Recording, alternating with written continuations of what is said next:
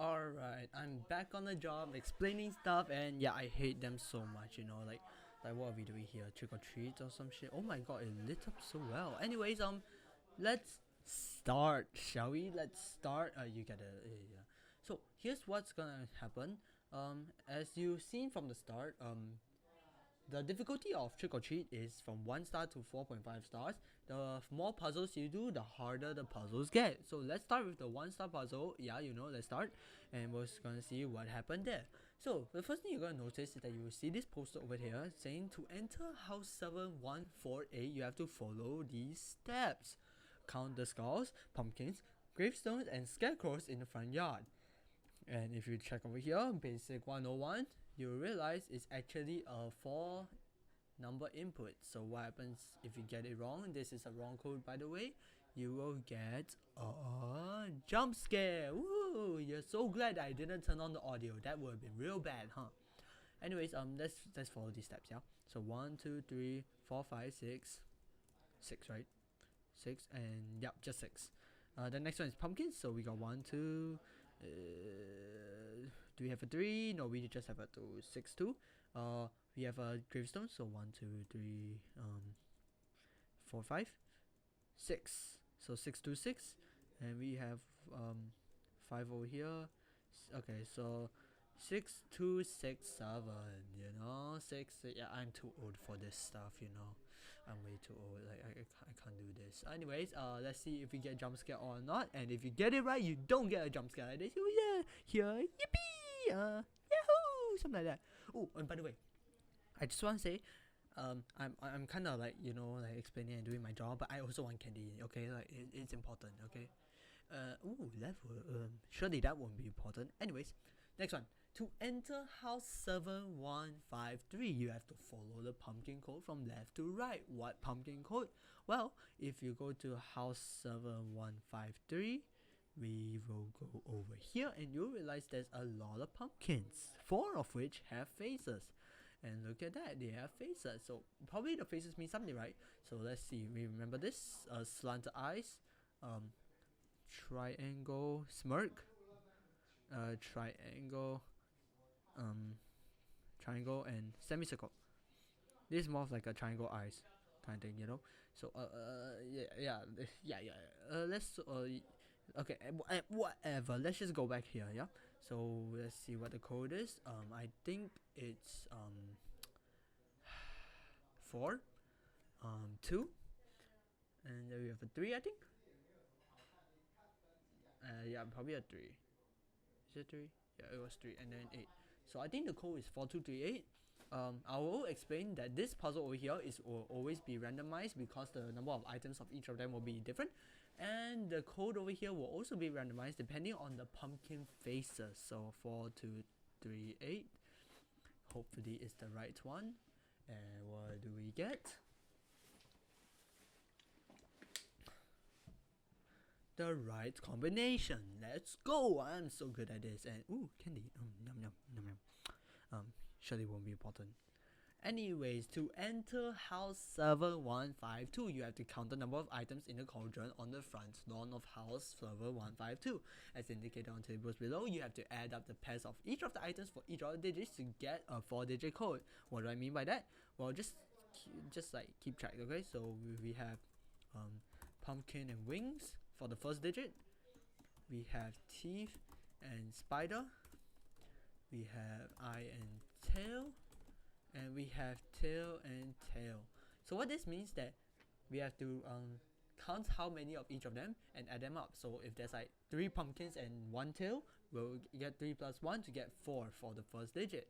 But obviously it's not that. So let's actually go to house 7152 and check the cauldron side. Also, by the way, fat ass tree, thick ass. I don't know why.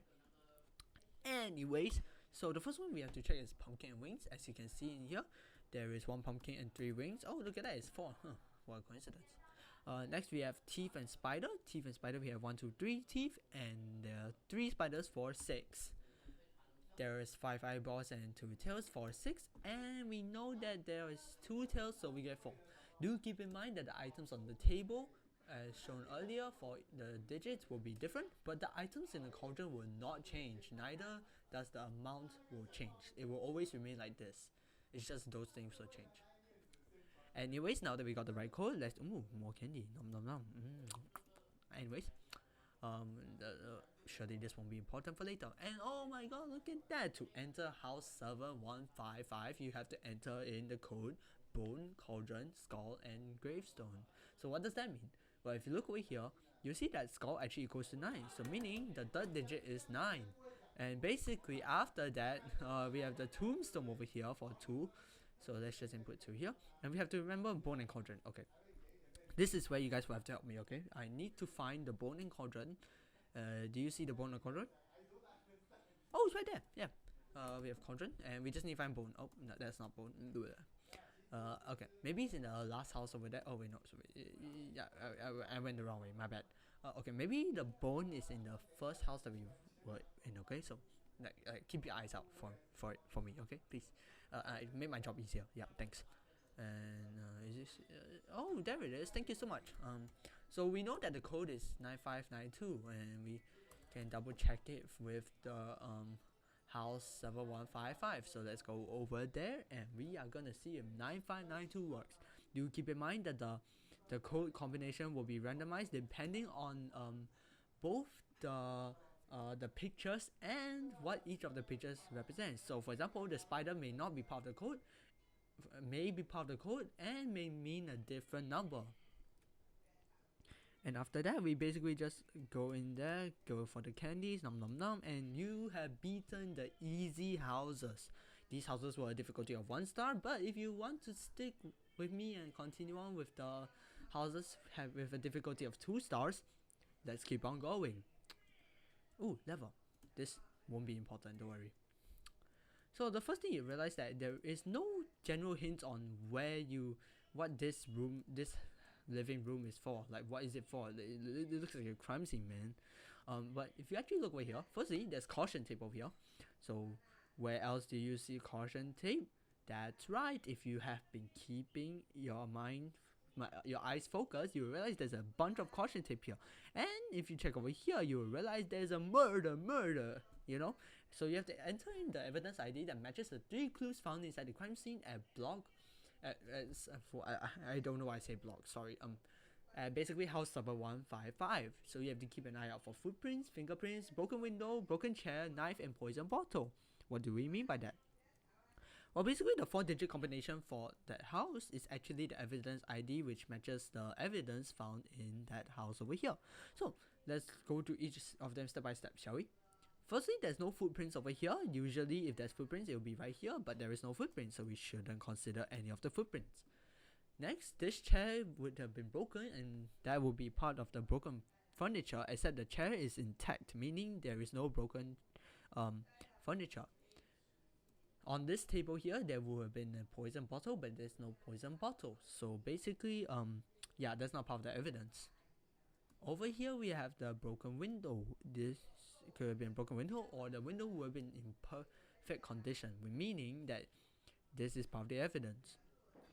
This window over here would have a fingerprint, and as you can see, there is a fingerprint, but on the chance that it doesn't, that means it's not part of the evidence. But since it is for this run, we basically want to include both the fingerprint and the broken window. Remember, broken window too. And lastly, on the couch there will be what might be a knife. If there is nothing there, that means the knife is not part of the evidence. But since there is, our evidences are the knife, fingerprint, and the broken window. So looking through this, we basically want to find the fingerprint, broken window, and knife, meaning our evidence ID is 4195. Do keep in mind that the code will be randomized depending on what evidence is left in house 7155. And hopefully it's right. If it's wrong, shame on me, I guess. I don't know. You can tell that my throat is kind of strained, but it's fine. Ooh, candy. But if I want to, if that means more candy, I'll gladly take it. So, you see this poem over here where it basically says, on Halloween night, while they waited for dawn, 8 different spiders all played in the lawn. William climbed right on top of a tree, paused in the middle of a group of 3. Robert was thinking with both of his heads, while Linda had fallen asleep in her bed. Richard was standing right next to a ghost, counting their legs up. Diane had the most. Susan was out busy building a web. She didn't notice she even trapped Deb. Sorry, I went to Teletubbies mode, you know. So basically, what does this mean? Okay, so William basically is on top of a tree. Paul is have in the middle of a group of 3. Robert was thinking with both of his heads. It's fine.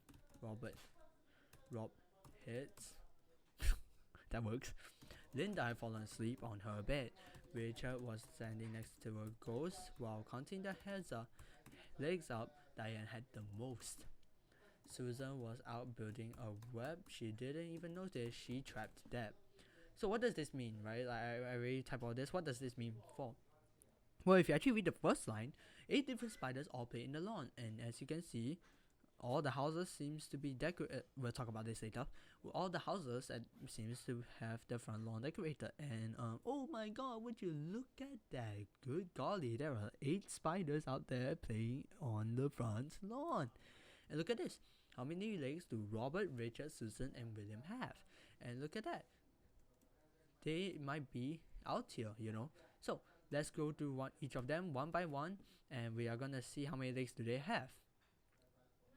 So first we want to see where Robert is. Robert is basically having 2 of his heads thinking and 2 legs. Richard, however, is standing next to a ghost for some reason with 6 legs. And then we have Diane with the most legs, and if you check every single one, it is this one over here with 9 legs. So we got 6 to 9. And finally we have William, who is on the tree up here. Who knows why he's white? We're not gonna discriminate him though. And we are gonna have 7. So our code here is 2697. Do keep in mind that the code will be randomized depending on what spiders they want you to count their legs from. And oh, I did it wrongly. Whoops. Did I do it wrongly? Robert with 2 of his heads. Richard has 6. Susan, sorry. Right, Susan. I don't know why I thought that. Anyway, Susan is up there in the web with 4, so actually it's 2, 6, 4, 7. I apologize. I have hallucinated. My throat is strained, man. Like you gotta believe me, man. This is too tiring. And outside so loud. Someone help me. Anyways, ooh, candy. But I'll gladly continue recording like this for more candy. Amazing.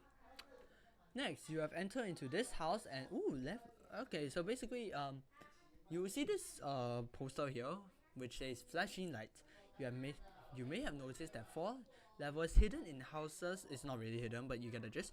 In houses 7148, 7152, sorry, I typed this wrong. 7155 and 7147 have basically levels. If you pull them, you might shed some light on how to solve the puzzle. What levels? This level. These kind of levels. It should be pulled down and the light should be green. And always remember to follow the green light and connect the dots. And if you guys are colorblind, you guys can click this button and you will end up seeing the black and white light instead. But since we are going for the majority, I'm so sorry to say, but we are turning this off. Even though arguably turning on colorblind mode is actually easier. So first, let's look at house 7148. As you can see, we have the purple and orange lights, and we want to follow the greens. Okay, so whoa, we're so fast. Whoa, and we got a 2. If you notice, when I trace it out, it actually spells out or draw or lines up for the number 2. So we need to do this 3 more times if you want to get the code. So let's do each of them. Take us 3. Let's see, where are we? Okay, so we have where does this start? There, here, and we got another 2. Boring. Anyways, let's go to house 7155. Hopefully it's slightly more interesting. And we have this, this, this, and we got a 5. So we have 225 something, and the last one is actually at the house we were in, server 147. You know, I mean like. Kinda, yeah, because we had put the level in there, you know, we just now did that. Anyways, besides the point.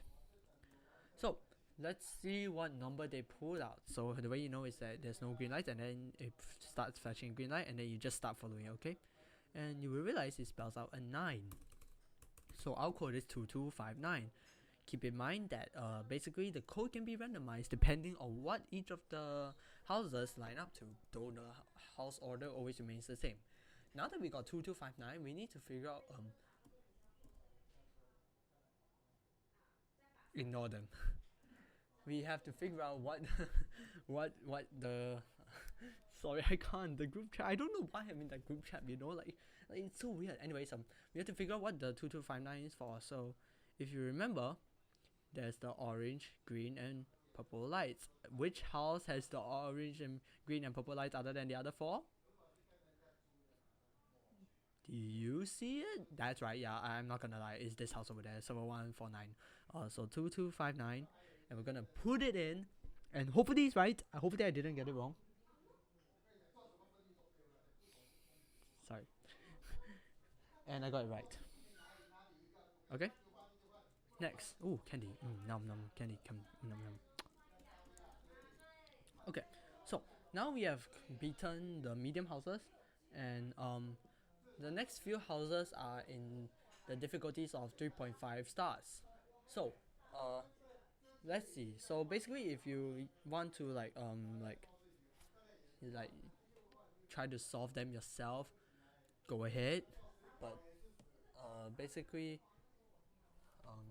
like we just want to like, okay, the point is, if you guys want to stick along to see what the 3.5 puzzles are, go ahead. Otherwise, leave. So for the people who remain and stay, let's keep going. So you're gonna come in here and actually see that 8 kids are very particular about what candy they like. James like gummy worms and all those kind of stuff.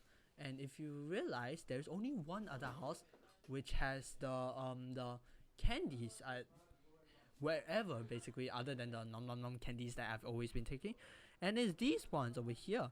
And you actually realize that the front basically like which table have the kids' favorite candies, and we have Patty, Thomas, Bart, Michael. So you know what? I don't feel like explaining here because I need to rest my throat a bit. So yeah, let's go to a whiteboard. Okay, so now we're gonna figure out which kid loves which candy, and basically we're just allocating the tables to each of the kids. Okay, so let me test this out, and yep, it works. Okay, great. I haven't tested this. I have no idea what's going on. So firstly, let's look at James, I guess, because James' favorite candy is gummy worms. As you can see, there are 3 tables with gummy worms, but let's be honest, table 5 has the most gummy worms. So we're just gonna give that right to him, okay? So we, oh my god, okay, yeah, this is one of those, like, oh my god, what is that E? That looks more like a O. Let me just, oh my god, now it looks like an E with the tongue sticking out. Yeah, you're gonna see those horrible handwritings, okay? I'm writing all of this in a trackpad. Yeah, silly me, am I right? Anyways, that's besides the point. Table 5 belongs to James. Next, we're gonna have Michael's favorite candy is gumdrops. There's only one table with gumdrops, and that is table 4. So let's just write Michael's name. I hope I do not butcher it. And let's see. Okay, the C looks better than I thought. The A is doing so well. Okay, oh my god, never mind. Let me just write it closer. And yeah, Michael gets table 4. Mary's favorite candy is chocolate. That's a bit debatable on whether chocolate is candy or not, but that's fine because table 1 is the only table with chocolate. So we're just gonna give that to Mary, okay? We're just gonna give that to Mary. Yeah. Mary had a little. Anyways, Patty's favorite candy is caramel apples. So there are like, oh my god, what am I doing? Sorry. There are like what 6 tables with caramel apples, but let's be honest, table 6 has the most caramel apples. So we're just gonna give all of this to Patty, alright? We'll just give. Oh my god, my A looks more like a Q. Oh my god, and the keys look like they're connected, I guess. Oh, never mind. Oh my god, I didn't realize what I did with Mary's name. Oh.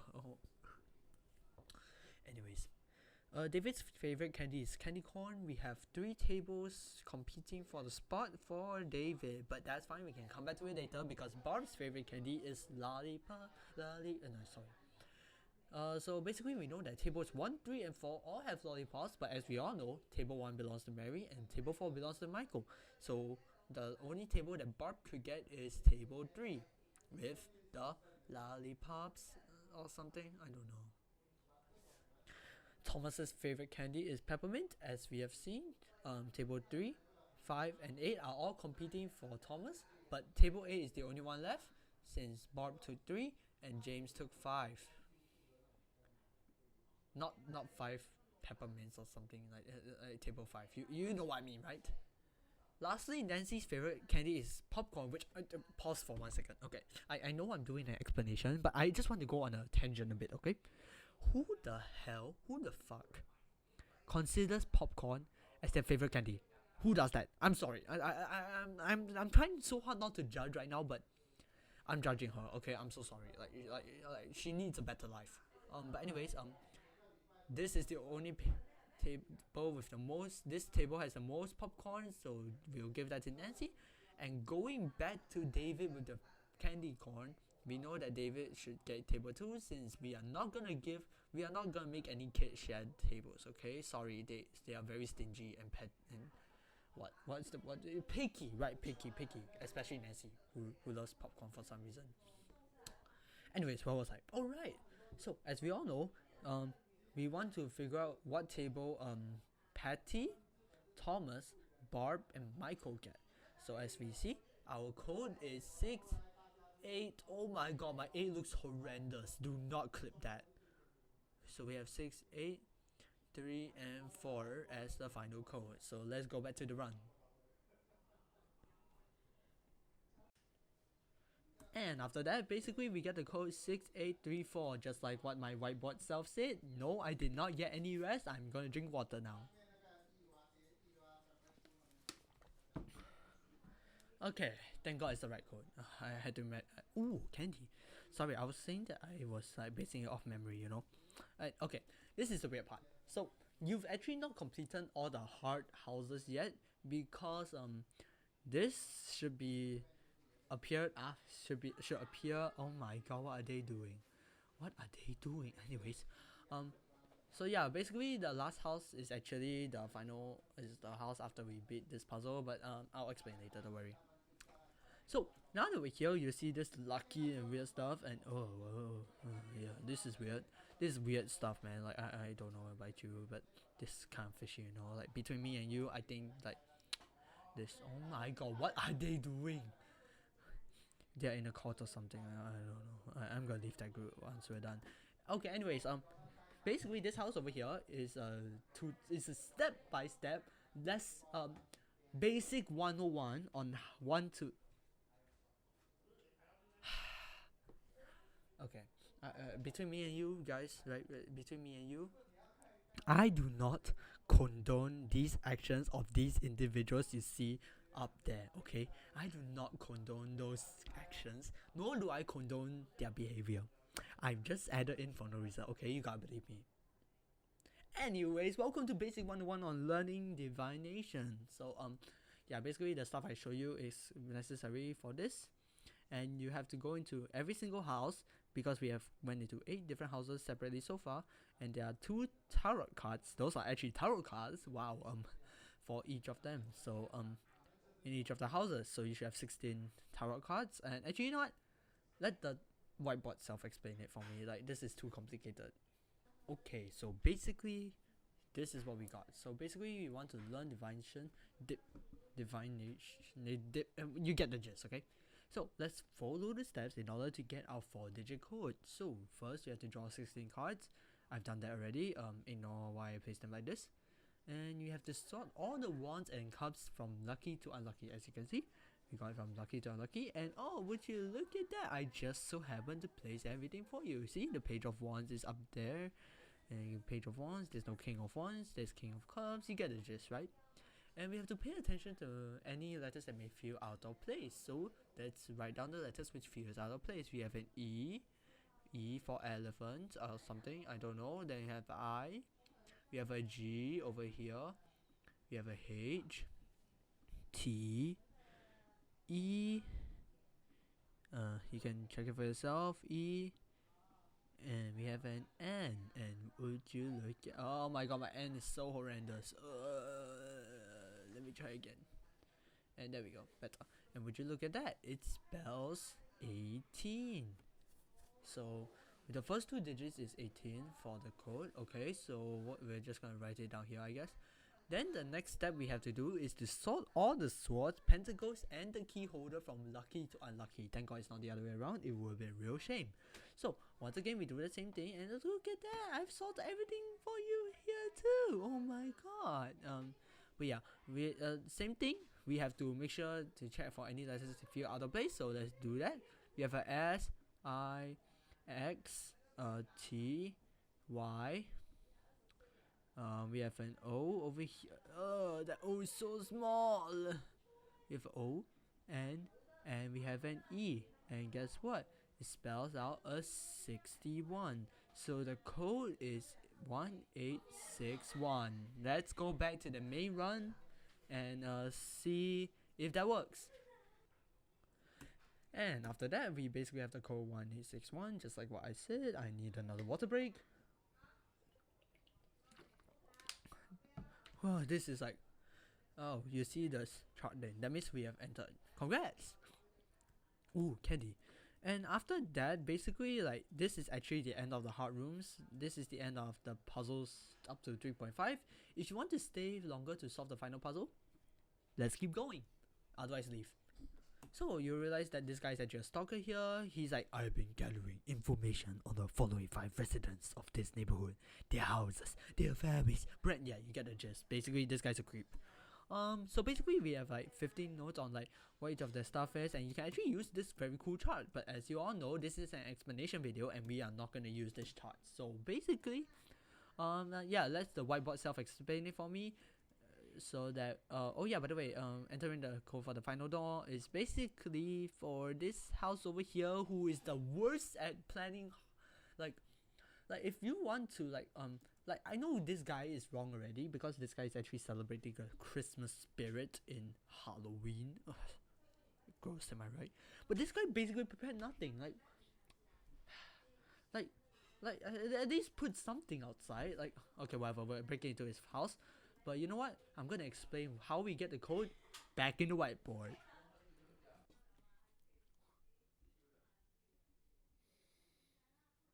Okay, welcome back to the whiteboard. So, basically what I'm gonna do here is that I'm just gonna have this chart over here, and I'm gonna like write down all of the options that we have already discovered. If you're wondering why not type, as some of you smarty pants would see, this is why. Okay, so I'm sorry, I'm not gonna pay shit just to type on the whiteboard. Okay, I'm sorry. I'm sorry. I'm sorry. Okay. Anyways, let's start. So where do we start, right? So let's start with this, yeah. Not this. Sorry. Actually, yeah, not this yet. Not yet. Sorry, I need to find it. So, firstly, we know that the teacher lives on server 154 Brick Road, and as you can see from over there, this is server 154 Brick Road with the candies. And we can confirm this because, if I'm not wrong, if I could find it, that is, only one person has been seen living in the house with the giant candies. I don't know about you, but these do not look like my throat is so strained, man. But okay, anyways, I don't know about you, but this does not look like giant candies to me, although they are arguably bigger than they should be. So, who is that one person living there? Well, we know that no children has been seen with either the milkman or Brenda Sue, which means that neither of them have any kids. So, you would think that the milkman will live in server 154, but remember, the teacher lives there. So we know that Brenda Sue is the only one who lives there, works as a teacher, and is the only one living there. So let me just put these aside, zoom in, and we know that server 154. Okay, and then she works as a teacher, if I'm not wrong.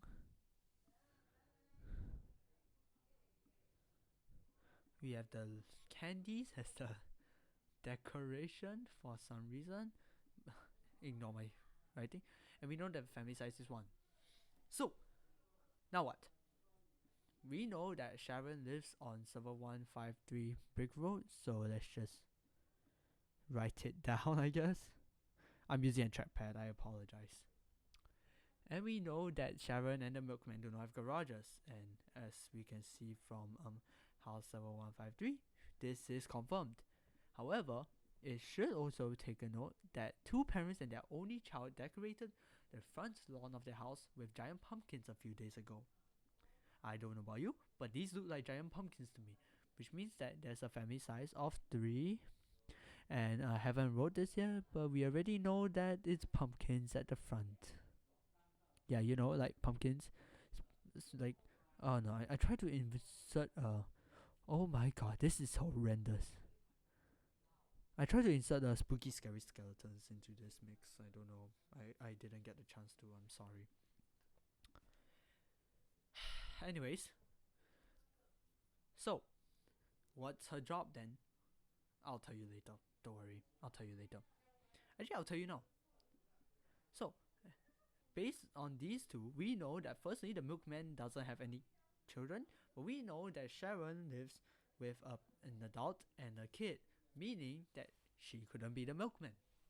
Furthermore, because she has 1 child, she cannot be the elevator operator since the elevator operator has exactly 3 kids and the CEO has at least 2 kids, which means out of deduction, we already removed the milkman, teacher, elevator operator, and the CEO, which means she must be the telephone operator. I am just gonna put telephone here because trust me, you guys do not want to see me like trying to write out the word operator. Now we have 2 completely solved. So let's keep going.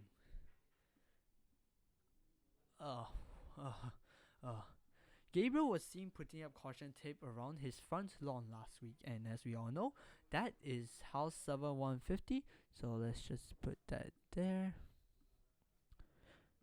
Not only that, we also know that Ralph lives directly across the street from Gabriel, and if you were to check, it is house server 151. Server 151 with nothing as the lawn. Sorry. Let me just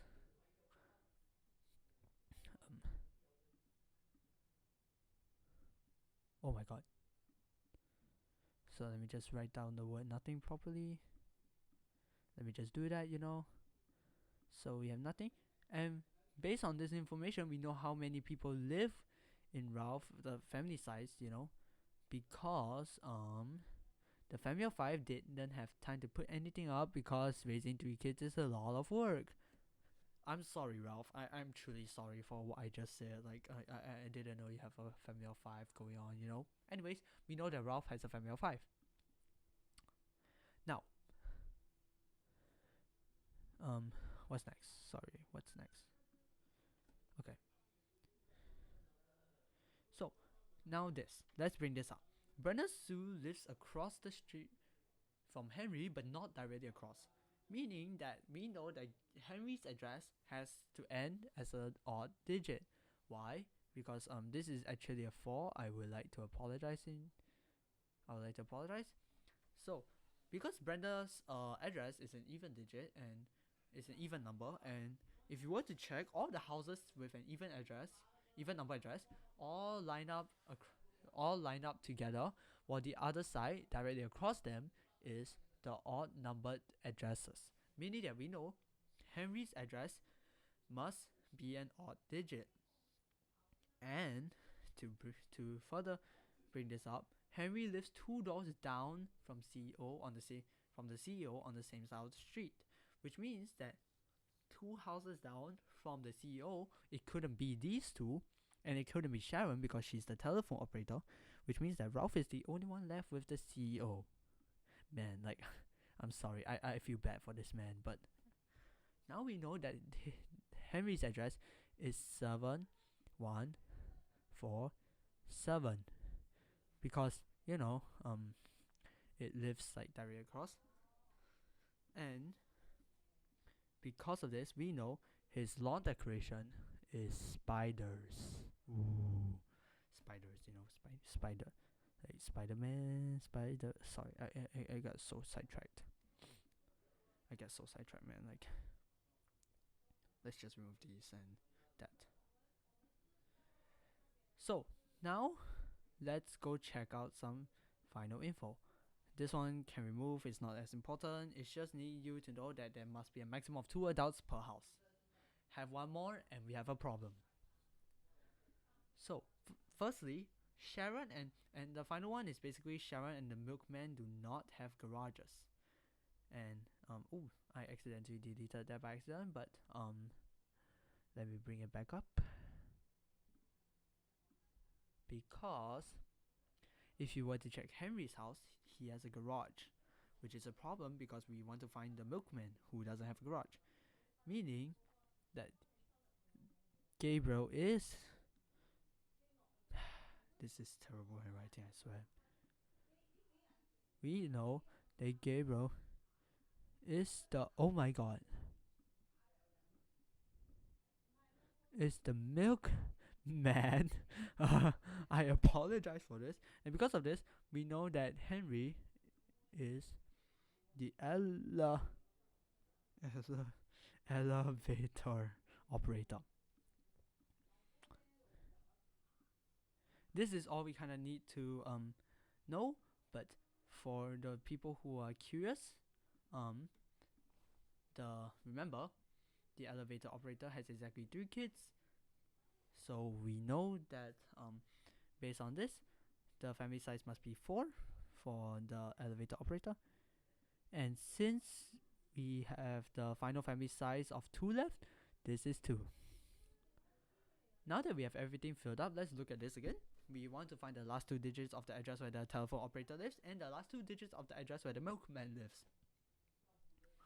As you all know, the telephone operator lives at this area, so that means the last 2 digits is 53. And we know that the milkman lives at this address here, where this area there is 50. This means that the code for the final door is 5350. Now let's quickly get back to the run before I decided to stretch my throat even more and die.